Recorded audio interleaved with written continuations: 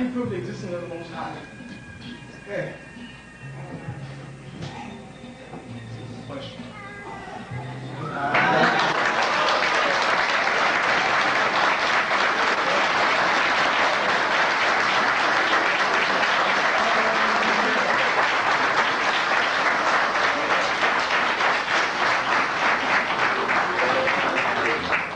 Very few times. What was the question?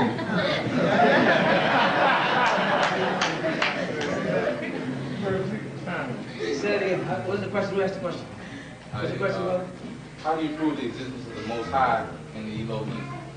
All right. First of all, when we introduce the word Most High, you got in our Roman time, we have several different languages we have to deal with. For instance, in the ancient Nuwapi, which is called cuneiform today, they use the word Anu, when on high. By the time the Hebrews got it, it became Eliun. By the time the Syriac or Muslims got it, it became an Aliyu. Right? It changes accordingly. And what it implies is that the L, and you can do that in, let's say, if you looked at it in levels of height, then you say the Most High is that being that is what? The highest, which puts him in levels with other beings. So in order for Allah subhanahu wa ta'ala, as the Muslims say, to be the Most High and Aliyu, then there must be other beings that he was weighed against to attain that position. You follow that? That's what I try to explain to the Muslim world. When they say Allah al-Aliyu, one of his attributes, Allah is the Most High, Allah is the highest. You have to say highest of who or what. How you become the highest of something unless there's something compatible to you or something that was a challenge to you and you have what? Overcome it. You understand what I'm saying?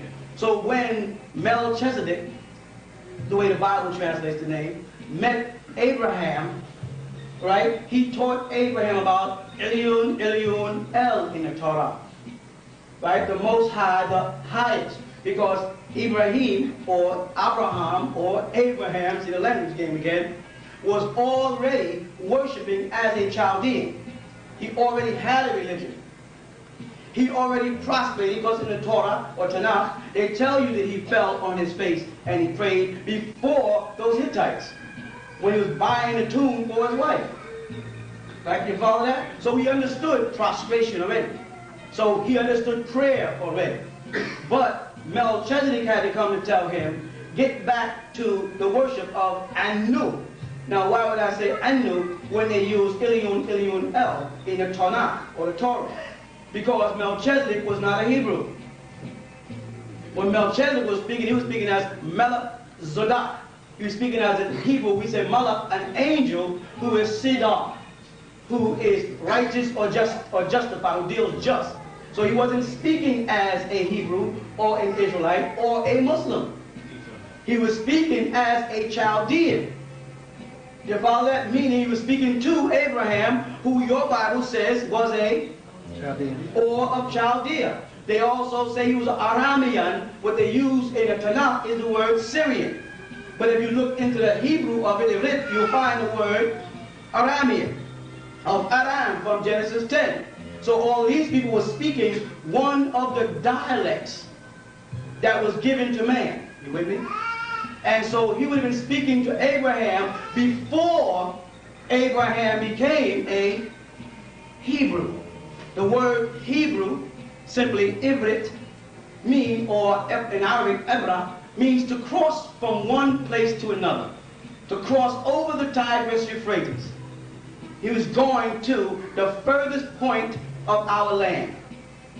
When I say our land, let me make myself clear, because that's a long story from Most High to bring it down to mortals.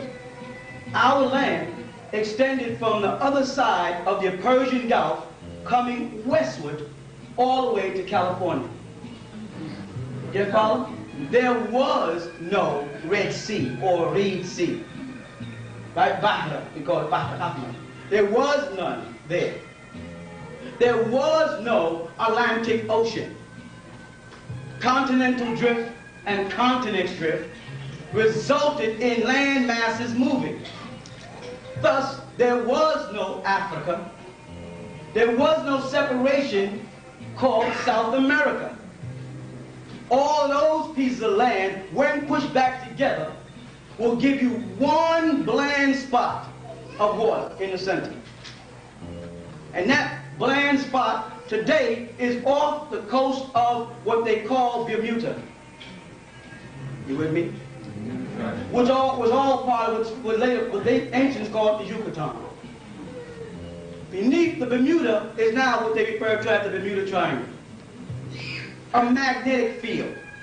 That was the capital of our kingdom.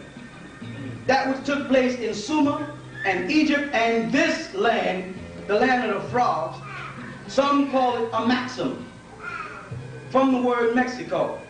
That's just one of the names. All that was called Genewa. Genewa is what we call it. And we sectioned it off into parts based on the people that were there. I don't want to go too far from Most High, so I'll come back around to that part later. So when Abraham started his journey, he encountered a man who the Bible cannot account for genealogy speaking. A man called Melchizedek. The man is also mentioned in Moses' time. The man is also mentioned in the book of Hebrew in Jesus' time as being after the order of Melchizedek. You follow? This was, of course, an incarnated being. We do believe in reincarnation and incarnation. You follow? Now, Muslims will tell you they don't believe in reincarnation. Christians will tell you they don't believe in reincarnation, right? But then they'll tell you Jesus died, went to heaven, and he's coming back. Talk to me then. That's not reincarnation, what is it? Jesus died, went to heaven, and came back. Lazarus died, went into a tomb, was wrapped, buried, spiced. Jesus came 3.5 days later and called Lazarus back to life. Back in the same cardinal body. What is that? That's reincarnal body. Reincarnation. You hear me? All right, so we have a being, Melchizedek, who reincarnates from body to body. He comes at a crucial time amongst his own. Raised up for you from amongst you. But the key word in that last one was out of the east unto the west. You with me? All right. Now, certain groups of people would like to make you think their leader or their teacher is that man when they were born here in America. Make it plain.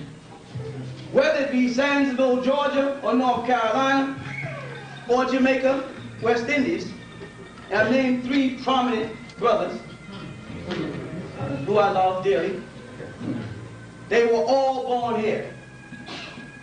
And I had to do this book, postgraduate lessons.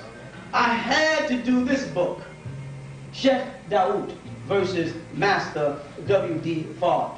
Because they at one point were saying that this man, Master Farad Muhammad, Fard Muhammad, Fahad Muhammad, Fard Muhammad, Farid Muhammad, or whatever way they want to spell his name, was the Most High amongst you, the wisest amongst you.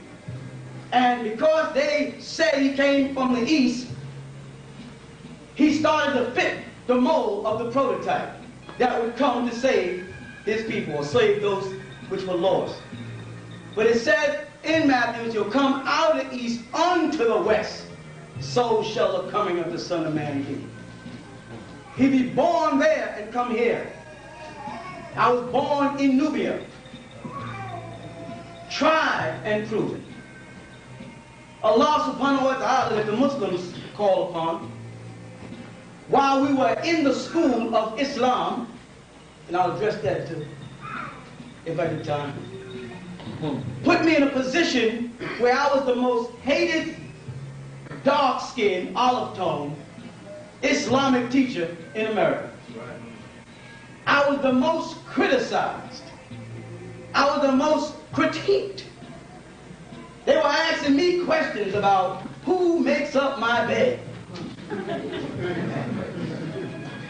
who cuts the lettuce in the pot in my house for my salad, where's my mother, who is my mother, where is my father, who is my father, where were you born, when did you take your shahada, how long have you been a Muslim, are you Sudanese, are you American, are you Dr. York the disco singer, are you Imam Isa, are you Rabboni Yeshua, do you call yourself Christ, do you say you are God?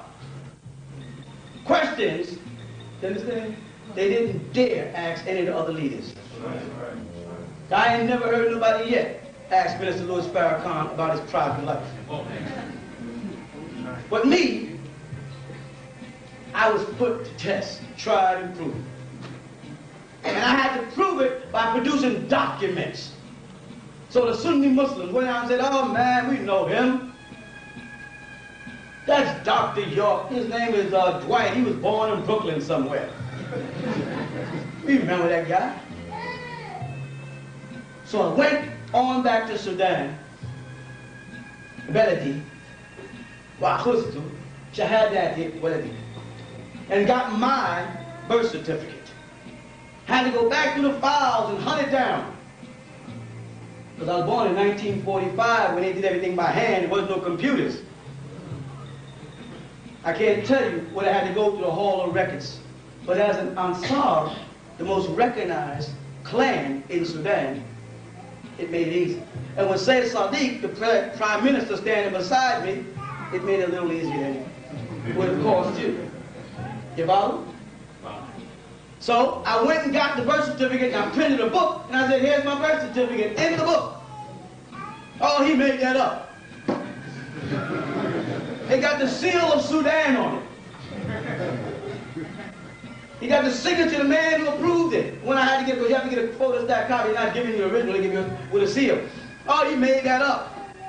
I know, because I know a brother named Lukman, who was in State Street in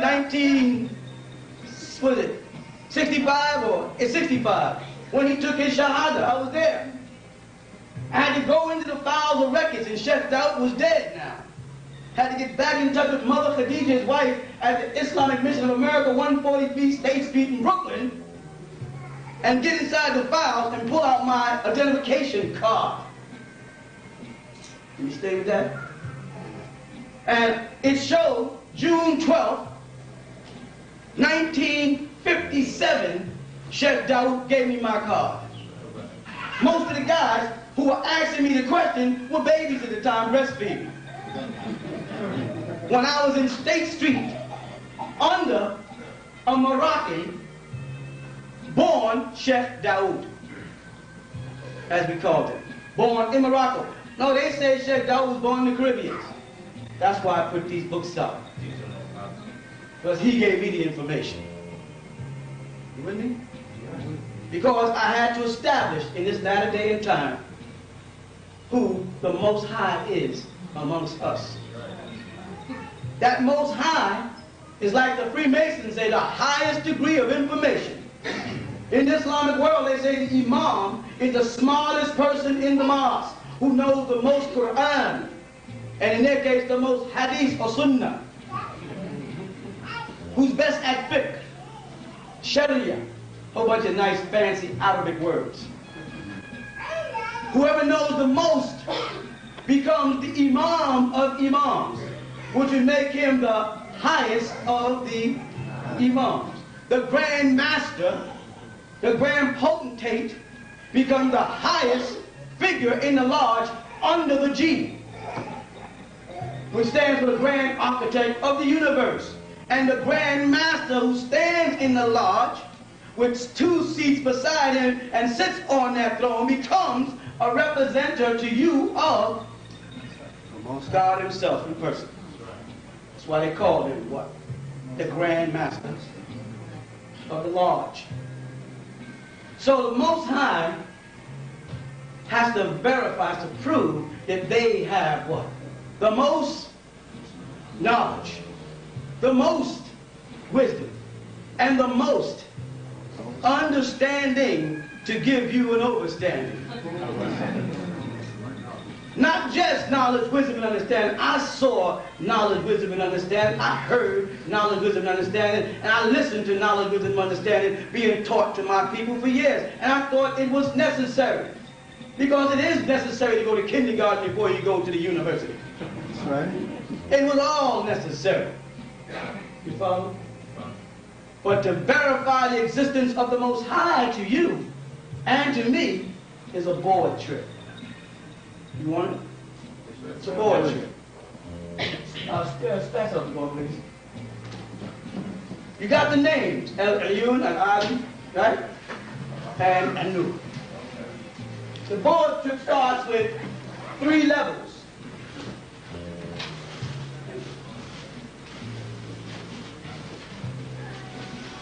This is level 3, 2, and level 1. This level here is earth. I'm sorry. This level here is sea. This is earth. And what is this going to be? Sky. You want to say heaven, I know. The word heaven is a Latin word, haven. It also implies a docking point in a marina. This is why in Islam, the first thing that was said to Muhammad 1400 years ago was, Ya Muhammad, Iqra. Iqra, read.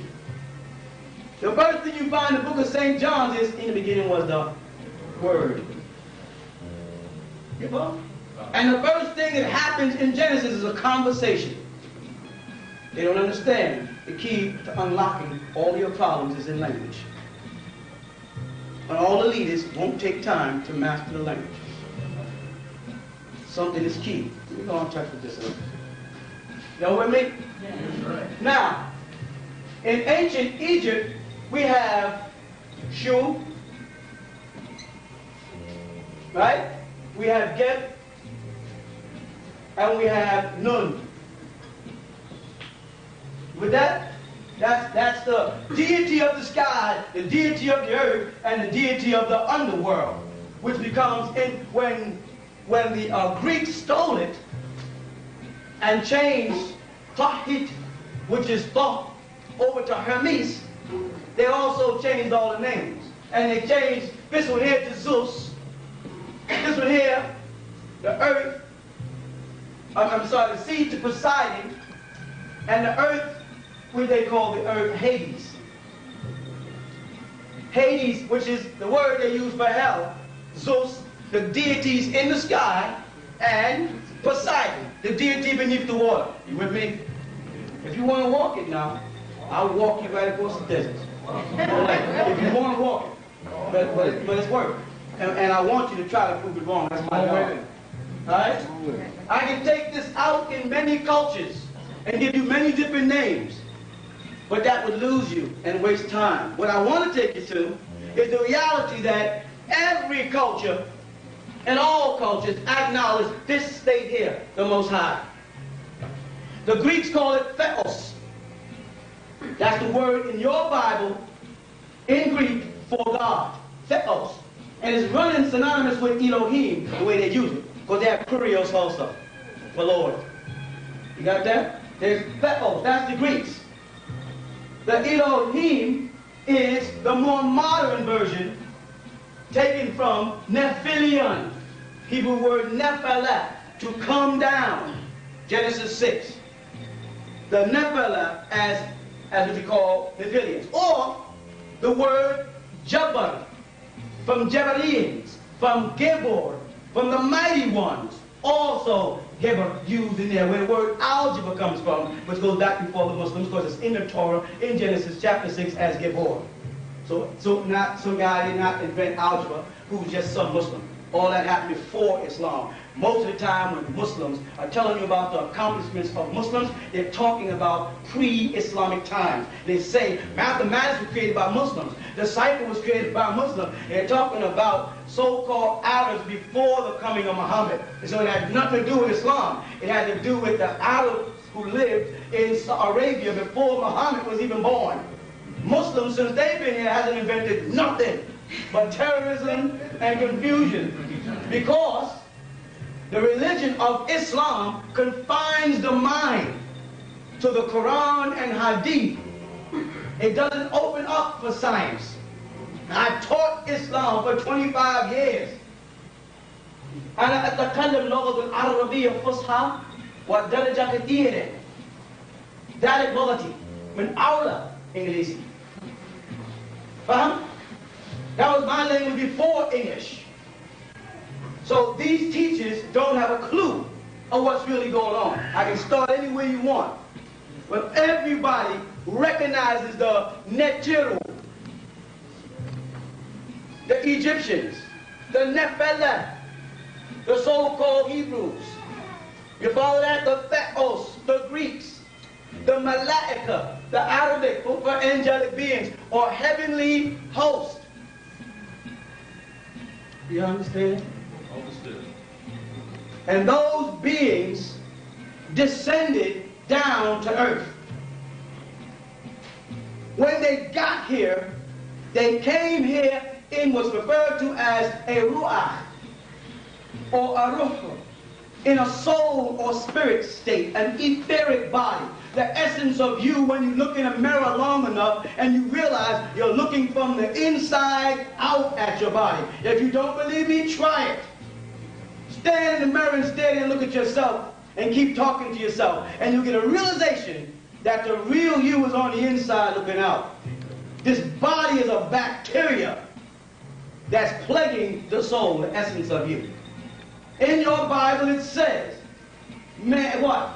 I shaped man of dust of ground and breathed into him the breath of life, and man became a... The living part of you is called Nefesh Hayim, or Hayat, the life force. Language is key here. You understand me? So you descended down, but before you came down, the beings from above on high, Anu, Inuma Elish, went on high, said if you stay on earth too long, you're going to lose contact with your divinity. You're going to become lured by the attractions of this physical world. You understand? So two schools of thought exist. The greater and the lesser mysteries. You stay with me? Come on with it. Here we go.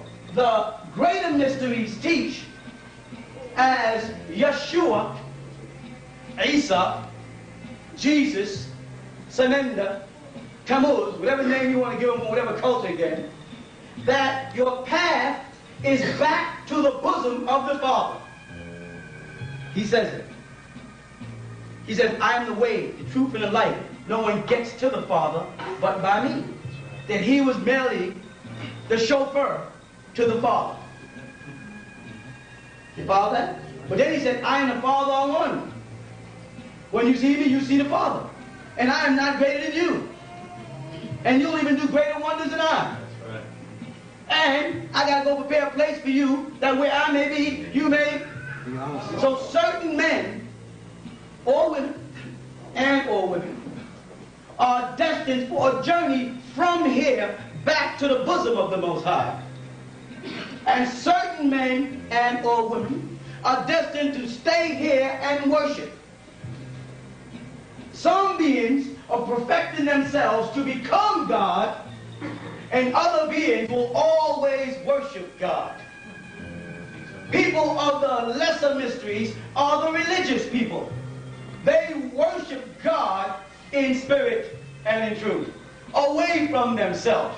People of the greater mysteries are like the uncut stone that's on that side, ashla, that becomes cut to become a perfect stone. Become a part of the building blocks of the Most High and put it. You with me? Some of you here are of the lesser mysteries, and some of you here are of the higher mysteries. You have people who grab the higher mysteries and play games with them. I heard a brother say, and it threw me off a little bit. He said, Allah means I, so A-L-L-A-H. Now I heard the 5% use it, and I know that they stole it from the Moorish Science Temple, whether they want to admit it or not. It's all right with me. But the sad thing of it is, do you want the truth or you want me to play the game with everybody else? Come on with it. Come on with it. I'm saying that because sometimes when you tell the truth, it's bitter to people. And they get mad at you. They don't really want to hear the whole truth. They want to hear what the man puts in books. And they're real good at referring to white man's books. And quoting his books against anything a Nubian has to say. But I'll take you directly to the language so you can see it, so we can dispel this part of the spell right now. Come on with it. You with me? Come on with it. This word is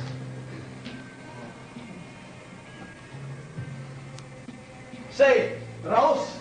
I can write it with the alif, or I can write it with the waw. Sabah. Raus. And it means head in Arabic. This word is darur. Darur. And it means arm in Arabic. This word is rajul, riddle, and it means leg in Arabic, the ancient language, as well as in Hebrew. You got me? Now, if we're saying we are Asiatics, right, and that the mother language was Arabic, correct? And then we make references to phrases like arm, leg, arm, head, and say that we are right and exact, then that should match up in Arabic, not in English. A new language. Come on with it. English didn't even exist back then. So you grab an Arabic name, Allah, and add on English words, arm, leg, arm, head, Don't make sense. and sound heavy.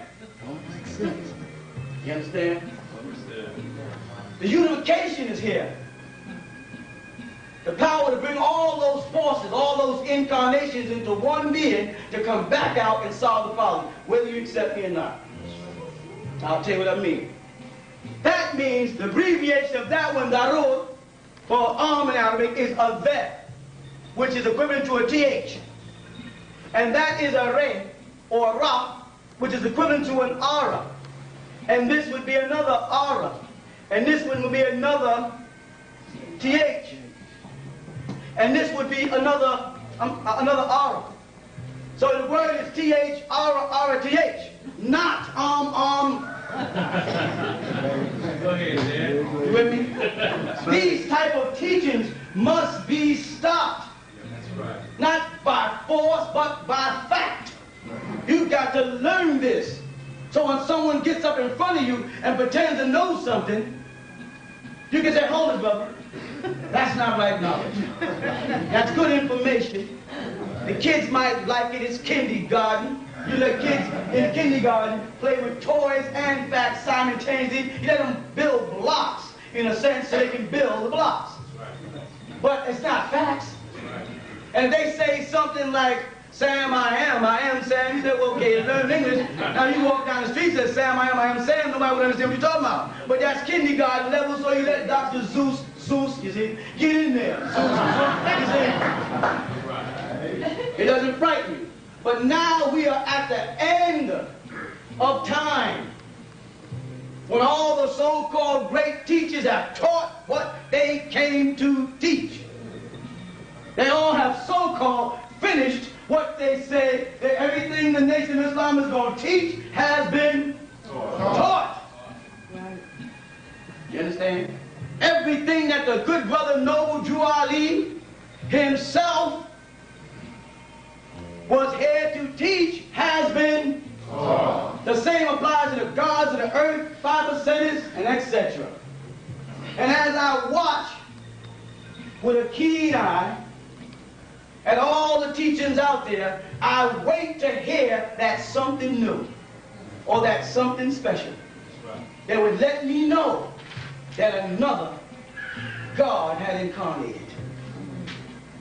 I want to hear things that would cue in that he is not or she is not trapped in the mind tetrahedron of persons, places, and things. And he's thinking outside of that realm, which would tell me he's a visitor, not a resident. He would do it a little differently. You understand me? I'll do it piece by piece. So this has got to go as old information. I, self, Lord, and Master. I, Anna, self, Nefs, Lord, Rab, and Wa, Master, Molan. Okay? I. This is an A. It's an alif. It's not an I, which would come off as an ein, as in the name Isa. Where they write I-S-A in their own books. This is a different letter than the Arabic letter alif. Just like in Hebrew, I'd write the alif or I'd write the ein. This is equivalent to the ein, and this is equivalent to the alif, which I'll get into L and Al for the Most High again if you need it. So again we have Ana, I, self, Nefs, Lord, Rab, and that's not Lord in Arabic. Rab comes from the word to sustain. There is no equivalent to L-O-R-D in Arabic. However, in Hebrew, we do have one. Baal. Baal, the Babylonian statue called Lord or Lord. You understand? And then Master, Molana. All that means is a teacher. So no, the word Islam does not break down to I, self, Lord, and Master. And you left the other A out in Arabic because the word is written like this in Arabic. And that there's a second A, the alif or lam alif. And the word comes from the root word salama, peace, not submission. Submission would be a new word created when they added a shadda to double the L, salam. And if I was playing with my brother, I'd say, Taslam, do you surrender? In a headlock? Oh, it could be the other way. He could have me in a headlock. And he could go, Taslam, in Arabic. Understand? And he would know, I surrender. Well, you see what I'm telling you, these things? These things is what's keeping us back. These things is what's making the people out there not realize who their Most High is today. In person. The wisest amongst you is to lead you to the Father. Not the wisest amongst you is the Father. I am not my Father. I am of my Father. I am not Jesus. I am not the Messiah. I'm not Isa. Don't let the Sunnis put that crap out there. They need that. Because that's all they know. That's all they know what? That's all they know how to attack. Is the obvious. When I say I'm Malachi Zodak or Melchizedek, the Muslims don't have a dialogue for that. So they can't address it, so they say, well, we know him as Dr. York. They can't say, well, we ain't no Melchizedek. What's Melchizedek? What's that in Arabic? They don't know.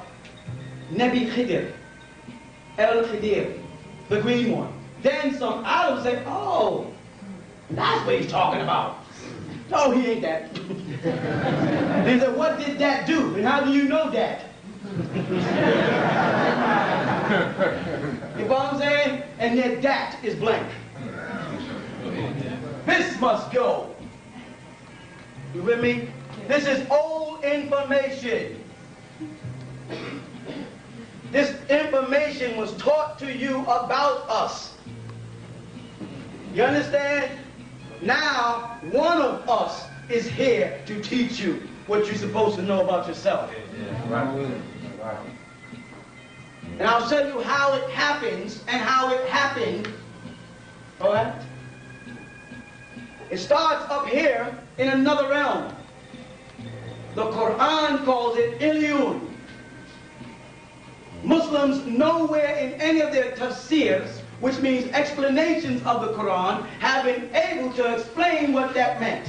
They all evaded. Oh, it's a place where good records are kept. You say a place like in Makan, a place, and then a place, Makan. So where is this place? It's in heaven. They want to go into mythology.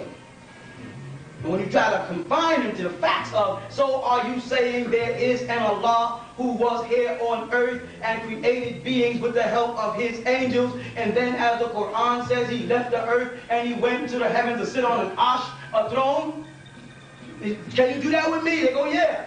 So there is a throne somewhere in heaven where God sits on it? Yes, then God has a buttocks to sit. Blasphemy, they'll yell. But it's fact. You say God is in heaven? I say God is heaven. Because if God is in heaven, then heaven is bigger than God. You with me? And how could heaven be bigger than Allah? But they'll say, who is samawati? He's inside the heavens. So if Allah is inside the heavens, who's the biggest? And Allah is inside the heavens, and the heavens must be bigger than Allah, then Allah is not Hu Akbar. Allah is Akbar, they say the greatest. That's not what the word translates. The word Akbar comes from the word Kabir, meaning big. The biggest, or the oldest. So if Allah is Allahu Akbar, then he is the biggest and oldest. You can leave that off. You follow what I'm saying? And how could he therefore be in the heaven? How could Jesus' Father be in the heaven? Wouldn't he be the heaven? Wouldn't he be the all? Wouldn't all things be within him and nothing outside? El-Kalum. And you too should say, I am in the all. And all is in me. Not and the all is in me. But I am a part of the all. The all is a part of me. That's what they're saying. That's taking you to the next level of divinity as a quantum existing being. You follow? All right. So now, these beings, according to your Bible, came down, as we spoke about last week, and was hovering above the water. You know what Genesis says? And the Spirit of God moved upon the surface of the water. God was not moving on the land. God was not standing on the land. God was moving on the surface of the water. You see why the Christians got that Jesus walk on water? Because they had to try to make him look like God. You understand? They want to put his father out of position and put his son in, like all corporations do. It didn't work. Now, but what did it say? Upon the face of the deep. That means the deep is dealing with the sea. You with me? Gotcha. So some beings who were in the sea was looking up at the Spirit of God moving across the water, while land was still boho and toho, as Hebrew puts it, void and Without darkness. Void and darkness, without form. So the planet was in a dark state because the sun's light could not get through. You follow? And a dust cloud covered the planet. And certain beings called Elohim, which is a plural, in Hebrew, alif, lamet, hey, yad, mim. A plural beings, these Elo, from where Muslims get Allah, in plural, al-ahad, in the Quran, gods, they came. You follow? They came and they looked at the condition of this once fertile place. That's why they said replenish, refill. They was going to fill it again. It's like when you have a swimming pool in your backyard. You follow? And you dress it and prepare it in the summer, and when the winter comes, you cover it up and all kind of mildew comes. Come the season again, you got to clean it away, pull the cover off, let the sunlight come in, clean out the pool, get all the mildew and the fungus out, put in fresh water and chemicals to make it usable again. God, you do it every time. You replenish that pool. All right. All right. Is that not right? That's right. The beings came, the Quran calls them the Malachi, which is Allah, or the Nephilians, or the Neturu, or the Shishonki, or the Kachina, whatever language you want to come from. You want to play Native American, we'll do that. You follow? Came down and saw the conditions of the planet. But a being that was talking was looking from the bottom of the sea, because he said, in the beginning. Right? Let me stop right there. In the beginning. What does the word start with? Be. I'm going to give you all a secret that should be kept sacred. But I'm going to give it to you. You know why I'm going to give it to you? You both say why? Because you've never heard it before. And with all the teachers that's been teaching you for your so-called 400 years of slavery for those who came from Africa and those who are already here, because both of us are sitting here, right? That's right. All these so-called teachers are supposed to be bringing you information. They don't have certain keys. Keys that tell you they're standing outside of persons, places, and things. Right. Once I say this, it's going to pop up in books, like everything else I say. And nobody's going to give me the credit. They're just going to start, who was down here writing all of the Nubian people, we the Nubian, they never even heard of this again. And I'll explain Nubian if you need it. I'm going to give you a secret here. Beginning. You with me? The first word in the Torah is Bereshit. Say it. Bereshit. Bereshit. The first letter in that word is the Hebrew word Bet. Bet. Equivalent to what you would call in English B. You there? Now let's step out the Torah and step into the Bible or the New Testament. You with me? The first word in the first book of the New Testament, which is called the book of Matthew, is Bibulus in Greek. Say Bibulus. Bibulus. And it means little book. Hey, y'all. Little book. It's a Greek letter for B. Go ahead, Bob. You with me? The first word in the Quran is Bismillah. And if they say, no, brother, before that, the Tasmiyah, Bismillahir Rahmanir Rahim, how they say it corrupted, was the fifth revelation of Muhammad. It wasn't the first, but the first was Iqra. I said it right. The first was Iqra. Someone said to Muhammad, Iqra. And then when he told him what to read, he said, Iqra what? Bismi rabbika alladhi khalaq. So the B is there again. Bismi. In the Arabic letter. You with me? All right. I'm with it. The three letters B that has been passing through the scriptures given to you has been controlled by the Magus. The Magus, the Essenes. Today you may call them the Masonic Order or the Freemasons. You follow? They have been protectors of the scripture under the name Knights of Templar for thousands of years. For those who know.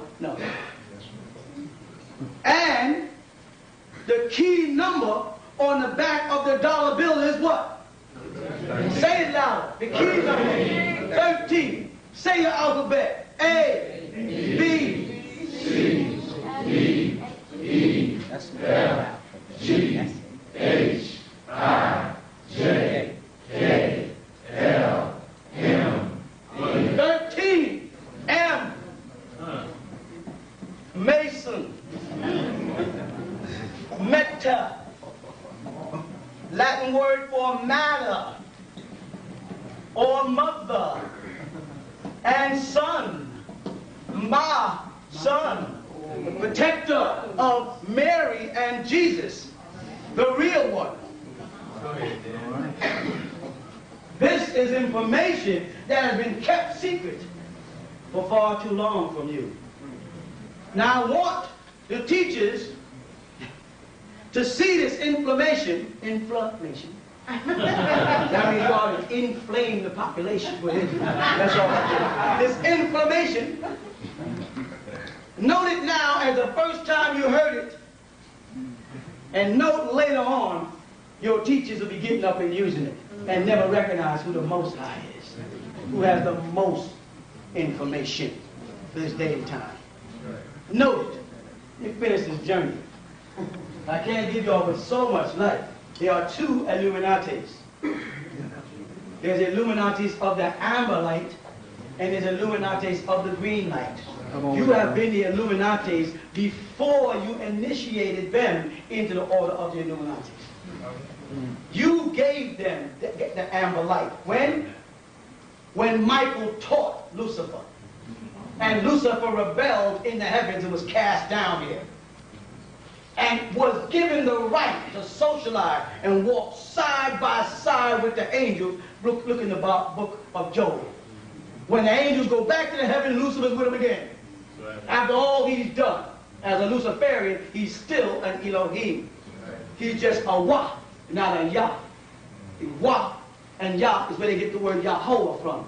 Yah is the cuneiform for good, and Wah is the cuneiform for disagreeable or evil. Yahweh was Tammuz's name, as he brought the Enlilites and the Inkyites into one family, or Upper Egypt and Lower Egypt into one family, Ammon and the Rock, which goes into another story. All right.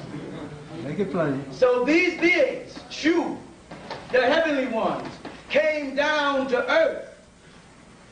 You follow? And mixed in with human beings. And some of them married the daughters of men and produced mighty wise Gebareans, children.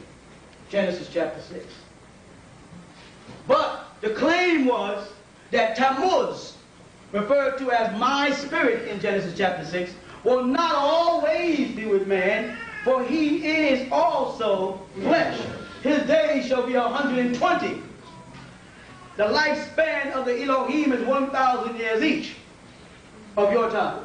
But he had to leave at 120. That's Genesis chapter 6. That's not talking about Jesus. My spirit should not always talk with man, for he's but flesh. His days should be 120. Come on with it. That's not Jesus. That's the Tammuz that's been assigned to you by the Anunnaki.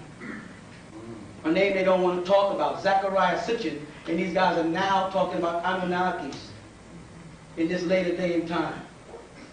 Because they knew the ancient ones were coming forth again.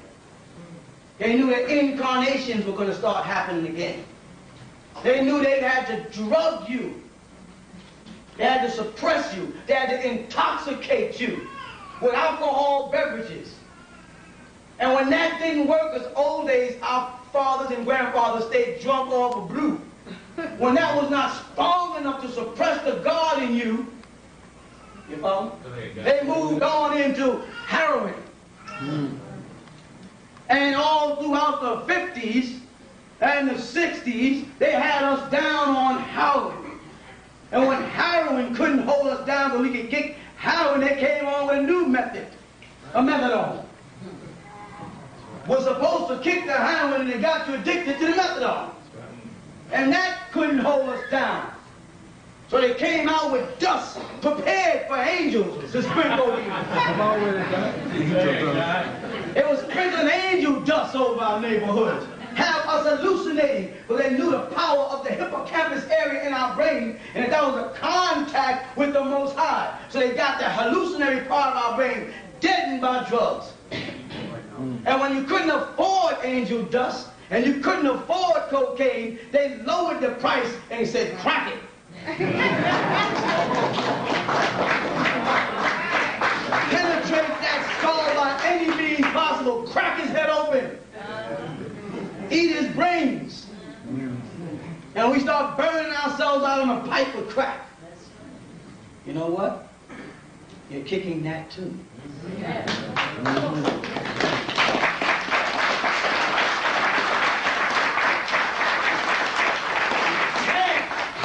You can't keep a good man down. We have a destiny with our ancestors.